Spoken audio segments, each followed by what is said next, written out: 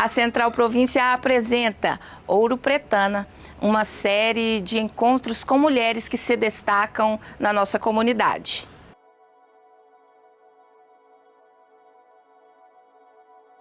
Sou Joelma Guimarães, nascida em Ouro Preto, moradora da Vila Aparecida desde o momento que nasci. E a minha infância, ela foi muito gostosa, muito alegre, divertida, mas, por um outro lado, eu sempre fui muito tímida, eu tinha muitas vergonhas, dificuldade de comunicação. E comecei desde muito cedo a questionar o Deus. As pessoas me diziam, Deus é muito bom, Deus é muito justo, Deus é muito bom. Mas, por outro lado, diante de algumas travessuras, dizia de um Deus castigador.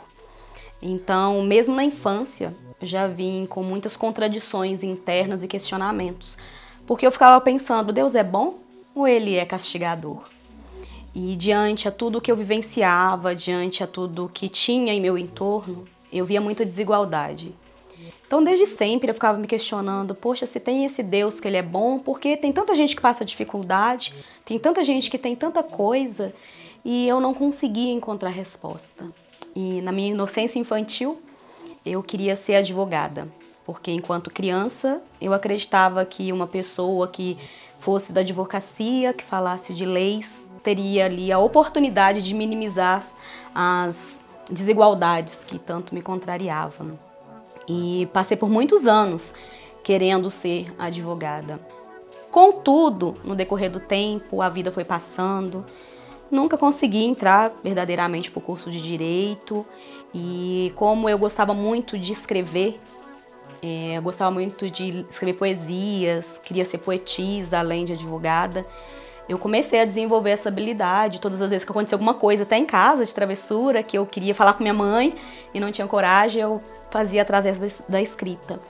E comecei a entender, né, que talvez o lugar melhor para que eu pudesse adentrar seria letras, que é a área de humanas, e que eu poderia desenvolver um pouco mais essa questão da minha habilidade. Contudo, chegando lá, eu falei, poxa, eu queria tanto aprender inglês, era tão caro, né, antigamente fazer o curso de inglês. Eu optei por licenciatura em língua inglesa.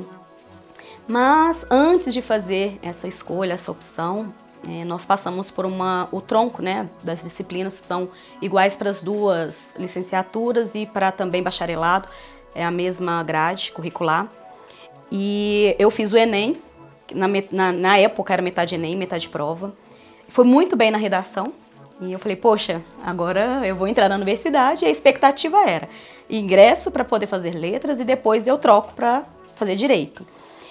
E foi assim, uns acontecimentos muito marcantes, muito fortes, porque quando eu comecei a fazer meu curso, eu era uma das poucas mulheres ouropretanas e até mesmo homens na universidade. Daqui mesmo de Ouro Preto, na minha turma, só tinha eu e mais uma. De Mariana tinha duas. E eu percebi o quanto ainda era um pouco distante a realidade da Universidade de Ouro Preto para nós, ouropretanas. E mais ainda para nós, mulheres.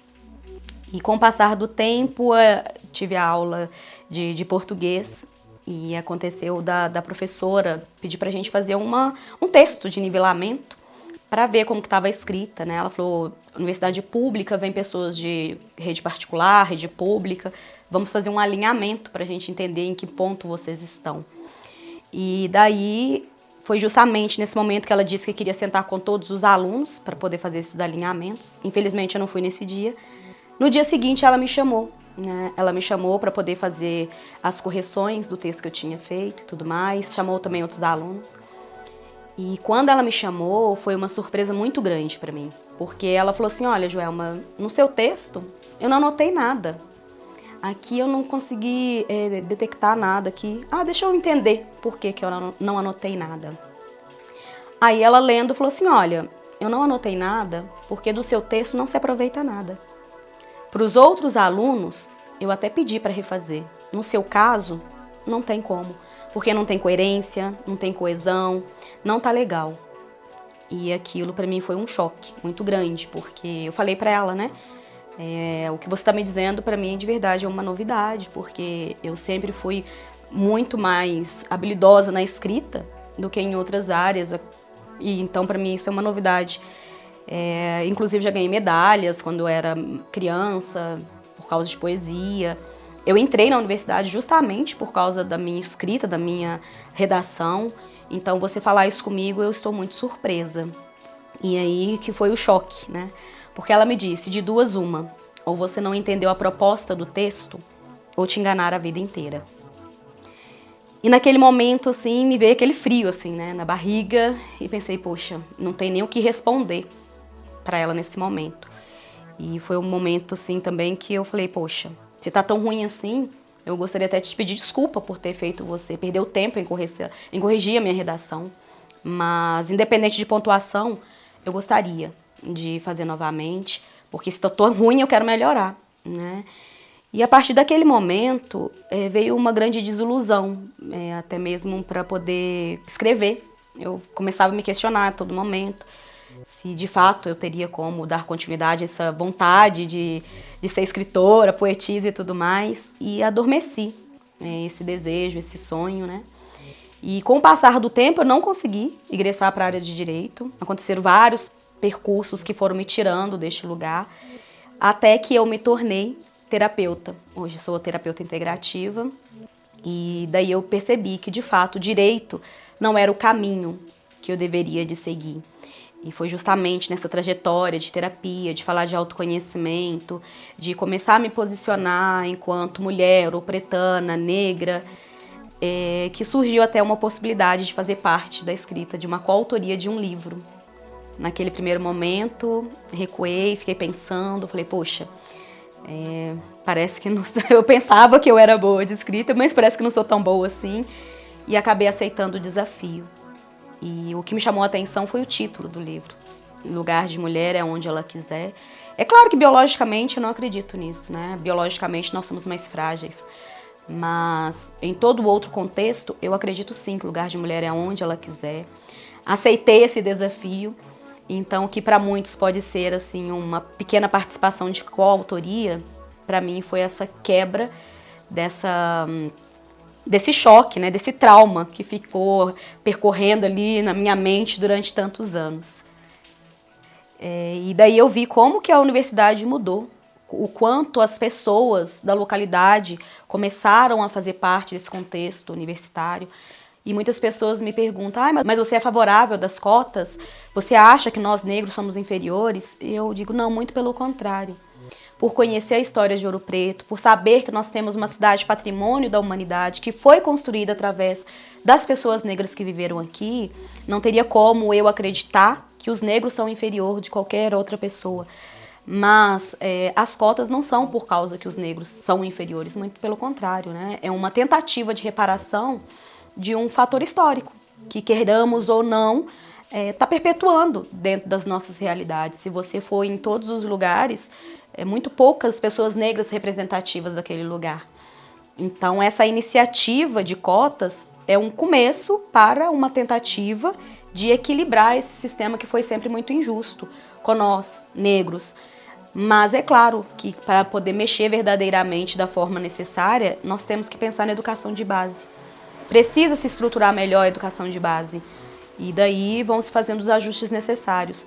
Mas sou sim favorável às cotas, não por acreditar que somos inferiores, mas por acreditar e por presenciar a mudança da universidade pública dentro da Universidade de Ouro Preto, da qual eu fiz parte e me formei em letras, depois fiz o curso de pedagogia e até ingressar para a questão da terapia.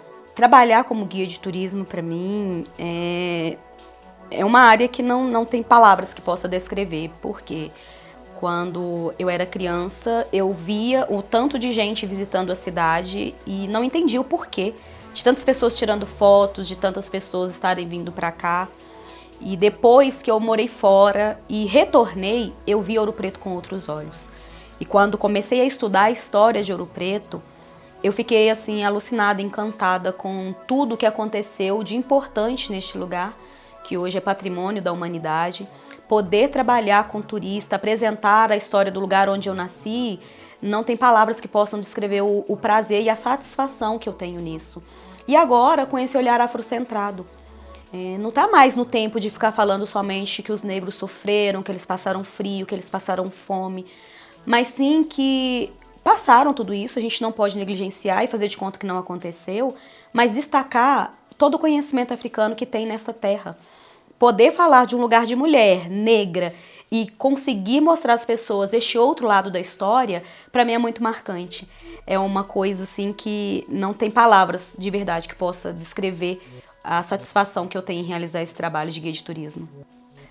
Como terapeuta, o que eu gostaria, o que eu sonho, o que eu anseio é que a nossa população ouropretana ela consiga ter o conhecimento dos benefícios que a terapia pode trazer na vida de cada pessoa. Porque eu venho de uma criação católica bem mais fechada a questões do pecado, do medo de falar sobre espiritualidade por causa do entendimento e da mistura de espiritualidade enquanto religiosidade. E nos momentos que eu falo que trabalho com terapias energéticas e espirituais, as pessoas têm esse receio de estar indo contrária àquilo que a religião delas pregam. Elas não têm, do mesmo jeito que eu não tinha, esse conhecimento de discernir a religiosidade da espiritualidade. A religiosidade ela pode e deve estar ali atrelada à espiritualidade, mas a espiritualidade ela é livre. Ela não precisa de estar atrelada a nenhum tipo de religião. Então, quando eu comecei a quebrar as minhas crenças, que eu comecei a passar por momentos, tratamentos terapêuticos e fui percebendo os benefícios que eu fui adquirindo na minha vida, na minha estrutura, a forma de pensar, de sentir, eu vi o tão bom que foi para mim, que eu gostaria muito que todas as mulheres, todos os ouropretanos tivessem essa oportunidade de conhecer os benefícios da terapia sem nenhum tipo de misticismo, sem nenhum tipo de relação religiosa ou algum dogma que vá prender ela a alguma coisa. Muito pelo contrário, a terapia é ganho de consciência. E atendendo as pessoas negras assim como eu consigo perceber o quanto essa questão ainda do período da escravidão, de todos esses preconceitos, desse racismo, o quanto isso faz com que a autoestima da mulher ela fique bem baixa, o quanto as mulheres às vezes não se colocam no lugar que gostariam de estar, às vezes por já ter esse preconceito tão arraigado dentro de si, que às vezes não se permite nem experienciar, porque já sofreu muito. E aí eu acredito que nós temos sim que falar do racismo, mas de um outro lugar também, de assumir o nosso lugar, de uma forma da gente não nutrir aquilo que já existe, mas de tentar modificar, de acordo com o nosso posicionamento, aquilo que a gente não gostaria que perpetuasse. E é claro, né, que eu não poderia deixar de citar que antes de me tornar terapeuta, antes de me tornar guia, eu também exerci a profissão de artesã e ainda exerço de uma certa forma. Eu trabalho na feirinha e acabou que por questões da vida e da espiritualidade eu estava como presidente bem no período da pandemia. Um período de grande provação, no lugar que nós temos várias mulheres que trabalham, que são atuantes na feirinha e muitas dependem daquele lugar como fonte de renda. E para mim foi uma experiência única e muito desafiadora paralelamente a isso, porque a feira precisou de ficar fechada. Eu tive que, junto das demais pessoas que trabalham lá, articular vários tipos de iniciativas para que as pessoas não passassem por dificuldades. E ainda continuo na feira, não estou mais como presidente, né? Hoje eu estou compondo o quadro como vice-presidente por causa do nosso estatuto. Eu não poderia perpetuar no lugar de presidente, mas já tem 2 mandatos que eu já saí da presidência enquanto presidente. E é um lugar assim que é um espelho ali do povo ouropretano ocupando o centro histórico da cidade. Isso é muito importante porque é uma representatividade, né? Uma cidade pitoresca que é muitas vezes vista simplesmente como uma cidade barroca europeia, ter pessoas da população em pleno centro da cidade, podendo trabalhar, levar sua arte, é uma coisa assim emocionante, que chega a, de fato, marcar o pertencimento. Nós precisamos de nos sentir pertencente da nossa cidade. No momento que eu trabalho como guia de turismo, eu percebo que muitas pessoas, elas não adentram os espaços públicos acreditando que é um lugar para turista. Assim como muita gente não ingressava na universidade acreditando que era para estudantes, pessoas de fora. Participar de tudo isso, de ver toda essa modificação das pessoas no centro da cidade, das pessoas fazendo parte da universidade. Tudo isso, sim, é muito emocionante. Para mim, é como se estivesse contribuindo com aquele preenchimento que eu tinha da infância, né? De ver tantas desigualdades, tantas injustiças e fazer parte desses movimentos em que as pessoas se sintam pertencentes é, assim, indescritível, é emocionante.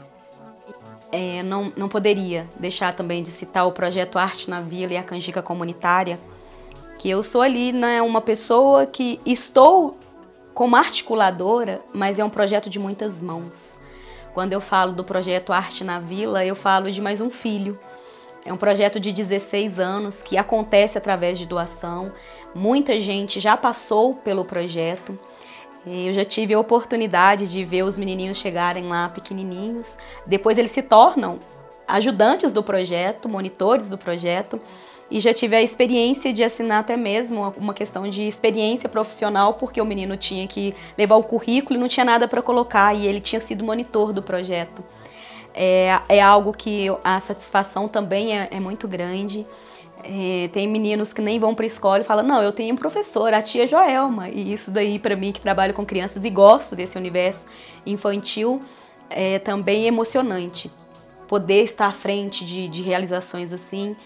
E o mais legal de tudo foi perceber que, às vezes, tem muita gente querendo fazer tipos de atividades assim. Só que você está colocando o seu nome, indo à frente, demanda muita paciência, muito equilíbrio, porque as pessoas, não são todos que gostam das iniciativas, tem pessoas que querem ajudar, tem outras que nem tanto, mas o mais importante é que tem muita gente querendo fazer.